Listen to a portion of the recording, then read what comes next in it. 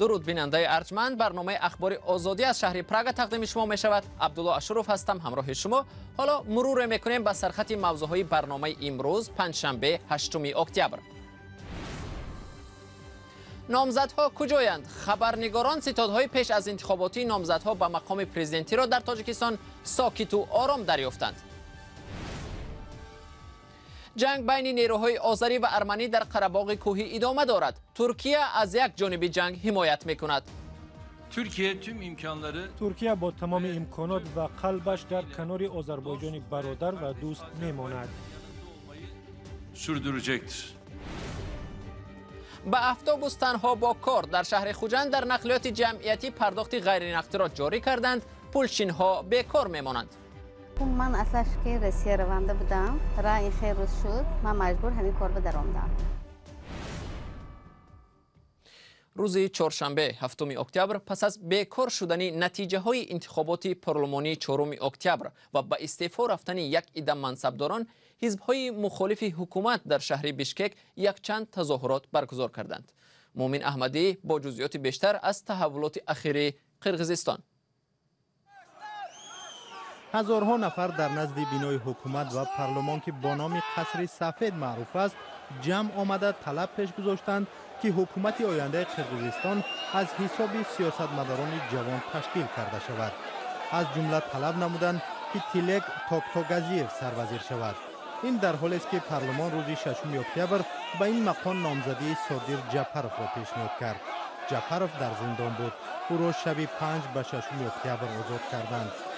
مطبوعات قرقیزستان نوشت تصمیم پیشبری جعفرov به منصب نخست وزیر یک گروه مردم را به خشم آورد و ازدحام به مهمانخانه‌ای که در آنجا وکیلان جلسه می‌کردند حمله نمود.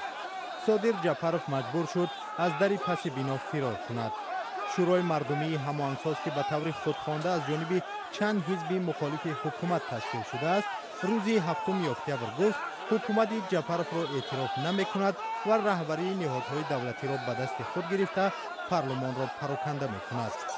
اعتراضات در قرقیزستان بعد آن سر زد که کمیسیون مرکزی انتخابات گفت در انتخابات روز 4 اکتبر حزب‌های بیردملیک، مکنیم قرقیزستان و حزب قرقیزستان برنده شده به پارلمان راه یافتند. این حزب‌ها را اکثرا رو به حکومت می‌نامند. حوادث اخیر در قرقیزستان در حال با سرعت تغییر می‌یابد که به بندوباری سیاسی برای این کشور تجربه نو نیست. در دوام 15 سال گذشته در نتیجه اعتراضات 2 پرزیدنت از قدرت برکنار شدند. ضمناً تا انتخابات پرزیدنتی در تاجیکستان هم 3 روز دیگر باقی ماند و معرکه ترغیباتی نامزدها به انتهای خود نزدیک می شود. در انتخابات 5 حزب سیاسی نامزد پیشبری کردند. همکاران ما در شهر دوشنبه به ستاد پیش از انتخاباتی نامزدها سر زدند و آنجا را آرام و ساکت دریافتند. گزارشی برات یوسفی و مولا رجب یوسفی. حزب خلق دموکراتی تاجیکستان و حزب اگرری تاجیکستان، 2 حزب که در پارلمان نفوذ زیاد دارند و تبلیغات نامزدهایشان به مقام پرزیدنتی هم از دیگر احزاب زیادتر است. پشت این درها در بینای انستیتوت خاکشناسی اکادمی علم‌های کشاورزی تاجیکستان ستاد پیش از انتخاباتی نامزد حزب اگرری تاجیکستان رستم لطیف زاده واقع است. حالا ما میرویم ببینیم که در ستاد چی وضع است و آنجا کیها هستند.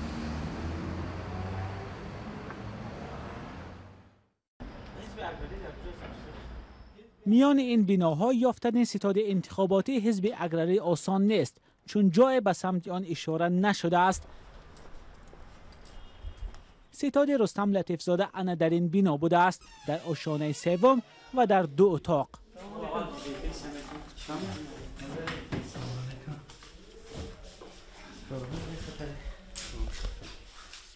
تنها رهبری دستگاه حزب اگرری و یکی از اختیاریان را پیدا کردیم. اعضایان ستاد کمیته مرکزی هست این در مرکز. بغیر از این ستاد در شهر دوشنبه و شهر ناحیه تابع مرکز. ستاد ما در ولایت مختار کوهستان بدخشان، ستاد ما در ولایت ختلان، ستاد ما در ولایت سوخت.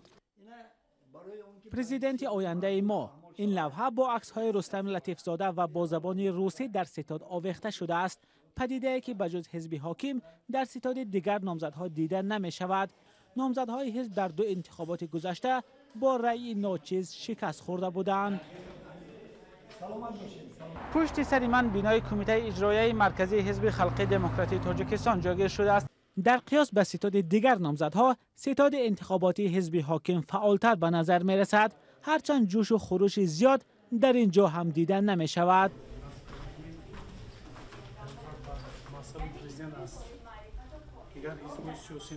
ستاد در مجلسگاه جایگیر شده است. در دیوارها بجز عکس نامزد حزب امام علی رحمان، معلومات درباره 4 نامزد دیگر نیز نصب شده است. معلوم نیست که هدف از این کار چیست. وظیفه نوبدار ستاد پاسخ دادن به زنگ‌های تلفنی و مکتوب‌ها بوده است. مسئولان حزب گفتند در منطقه‌ها ستادهای مانند به این فعال شده به تبلیغ نامزدی امام علی رحمان مشغولند. وظیفه اساسی ستاد حزبی ما این با تنظیم در آوردن فعالیت حزب و براه ماندن فعالیت تبلیغاتی ما. حزب حاکم خلق دموکراتی نامزدی رئیس جمهور امام علی رحمان را دیگر بار به مقام پرزیدنتی پیشبری کرده است. منتقدان حزب خلق دموکراتی را به آن متهم می‌کنند که از امکانیت‌های دولتی برای کارزار تبلیغاتیش استفاده می‌کند، هرچند مسئولین حزب بارها این ادعا را رد کردند. در ستاد انتخاباتی حزب سوسیالیستی هم خبرنگاران رادیو آزادی کسی را نیافتند. عبدالحلیم غفاروف رئیس حزب گفت که از بس که به تبلیغ مشغولند هیچ کس در ستاد نماند. سرویناز روح‌الله گزارش می‌دهد. آنهایی که در این نزدیکی ها کار و اقامت میکنند میگویند اعضای ستاد انتخاباتی گاهی به این مکان میآیند. با فرق از ستاد نامزد حزب سوسیالیست به مقام رئیس جمهور، ستاد نامزد از حزب کمونیست تاجیکستان به منصب پرزیدنت در قرارگاه این حزب جایگیر شده است. دروازه قرارگاه حزب باز است. دیوارهای داخلی بینای حزب با عکس و نیمپیکره‌های فعالان امروزه و گذشته کمونیست‌ها و شعار و نوشته‌ها منقش شده است. اما اکثر کلی در اتاق‌ها بسته بود. حتی در ستاد نامزد به مقام پرزیدنت که در اتاق رئیس این حزب جای داشته است. چند نفر از اعضای حزب که خود را عضو ستاد نمی‌دانستند خبر دادند که همه اعضای ستاد با شمول میراج عبداللهیف رئیس و نامزد به منصب پرزیدنتی از حزب کمونیست در مناطق کشور با ساکنان در ملاقاتند. زمانی که به ستاد حزب اصلاحات اقتصادی تاجیکستان رسیدیم، رئیس و نامزد به مقام رئیس جمهور از این حزب را در یکی از 2 اتاق ستاد تنها و مشغول کار پیدا کردیم. ستاد ما همه روز کار کرده ایستاده است. حاضر اعضای حزب ما تقسیم شده هستند طرف ایالت مختار بدخشان، امروز در شهرتوز نماینده ما هستند. در شهر هم تقریبات رو برده ایستادند، در مکتب ها، کالج ها. رستم رحمتزاده رئیس حزب اصلاحات اقتصادی که بار اول در انتخابات پرزیدنتی شرکت می‌کند گفت 8 نفر شخصان با اعتمادی او در معرکه تبلیغاتی شرکت دارند. فعلا حزبش 31,000 اعضا دارد که 60% جوانانند. بجز از 2 ستاد در شهر دوشنبه اینچنین در مرکزهای ولایت‌های ستادهای انتخاباتی دارند که در پیشبرد معرکه انتخاباتی نامزد حزبشان سهم دارند. وضع در منطقه جدایی طلبی قره‌باغ کوهی با وجود تلاش‌های جامعه بین‌المللی جهت ختم جنگ متشنج باقی می‌ماند. وزارت دفاع ارمنستان خبر داد نیروهای جدایی‌خواهی که از سوی ارمنستان پشتیبانی می‌شوند صبح امروز یک حمله آذربایجان را رفع کردند. آذربایجان برعکس نیروهای تحت حمایت ارمنستان را به حمله به دهه در قلمروش عیبدار کرد.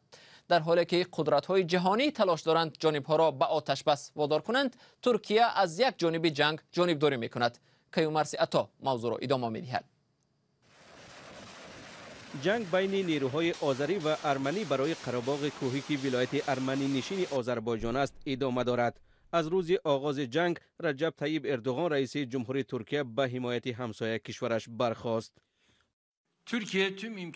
ترکیه با تمام امکانات و قلبش در کنار آذربایجان برادر و دوست میماند.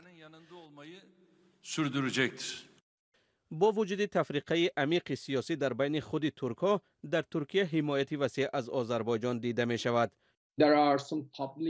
حکومت ترکیه برای کمک به آذربایجان از حمایت قوی مردم برخوردار است. ترک‌ها به آذربایجانی‌ها باور دارند. ترکیه به آذربایجان کمک‌های نظامی می‌کند و هر دو از نظر فرهنگی، قومی و زبانی نزدیک هستند. همه این یکجا آذربایجان را یک شریک با ارزش می‌کند. ترکیه یک فروشنده مهم سلاح به آذربایجان است و رابطه‌های نزدیک نظامی دارند. درون‌های ترکیه در عملیات آذربایجان در قره‌باغ کوهی نقش مهم دارند. ارمنستان ترکیه را متهم کرد که مستقیم وارد جنگ شده است. این عکس‌های هواپیمای سرنگون شده‌اش را ارمنستان روز سه‌شنبه نشر کرد و گفت که نیروهای ترکیه آن را زدند. ارمنستان همچنین ترکیه را به فرستادن جنگجویان سوریه به آذربایجان متهم کرد. حزب حاکم عدالت و توسعه گفت اساس ندارد.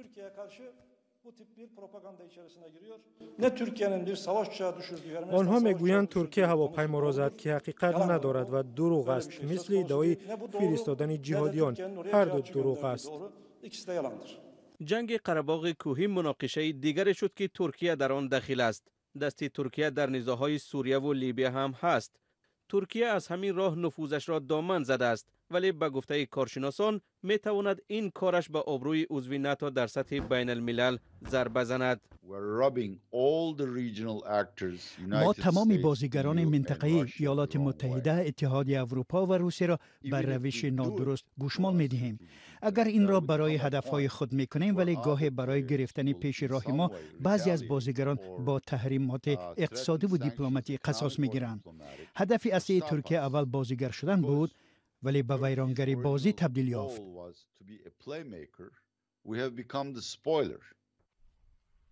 دعوت‌های بین المللی برای قطع جنگ می افزاید، ولی درگیری‌ها در قره‌باغ کوهی ادامه دارد. ترکیه هم ظاهراً کمک به آذربایجان را زیاد می کند.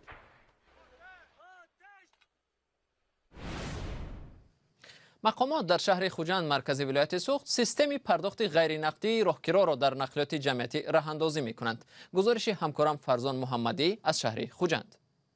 بینندگان عزیز، شروع از هفته نو و مسافران نقلیات مسافرکش شهر خوجند دیگر حق ندارند که مثل من حالا از در مابین یا آخر اتوبوس مسافرکش به اتوبوس وارد شوند، چون که طبق قاعده نو باید با پرداخت غیر نقدی با همین گونه کارت باید به تجهیزاتی که علاقه نصب گردیده است پول را پرداخت نمایند و به اتوبوس وارد شوند.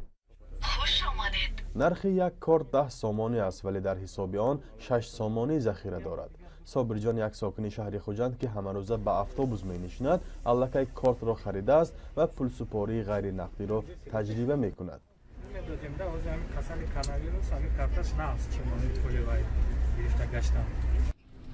دیگر مسافران نیز با استقبال از این پدیده میگویند اکنون از بعضی نافهمی‌ها و بحث با پولچینکچیان و رانندگان خلاص خواهند شد. کلی کلان که درآده کانترینرها مایره که نمیتونه جنجال میشه کارت که دارد میشه ولی این شیوه نوی پول پرداخت کنی 65 نفر پولچینک‌ها را که قسمی از آنها زن هستند مایوس کرده است. برنا حکیمو به حیث پولچینک در یک روز تا 30 سامان حق پولی میگیرد و از آن نگران است که با آمدن فصل سرما بیکار میماند. من اصلاش که رسیه رونده بودم، راه خیلی روز شد، من مجبور همین کار به در آمدم. اگر من خانه و اشته کار خانه میکردم و رسیه رفته میامدم، برای همین من مجبور در آمدم. مسئولان کارخانه نقلیات مسافرکشان شهر خوجند میگویند این طرح نو جزئی از شرط‌های سازشنامه‌ای امضا کرده آنها با بانک اروپایی تجدید و رشد است که بیش از 26 میلیون دلار مبلغ پرداخت کرده است و 70% آن را باید دوباره بازپس بگیرد. ولی از سوی دیگر ناشفافی کار رانندگان و پولچینکچیان آنها را وادار به این نمودی پرداخت نیز کرده است. فرزان محمدی، رادیو آزادی، شهر خوجند. بینندگان عزیز، اینجا وقت برنامه اخبار آزادی به انجام می رسد. تشکر از شما که تا این لحظه ها با ما بودید. اخبار و گزارش های دیگر را در سامانه رادیو آزادی www.azadi.org مطالعه کنید و در صفحه آزادی ویدیو در یوتیوب تماشا کنید. فردا صبح بر وقت شما را با خبرهای نو و تازه در نوید باند بودیم منتظریم. تا آن دم خدا نگهدارتان.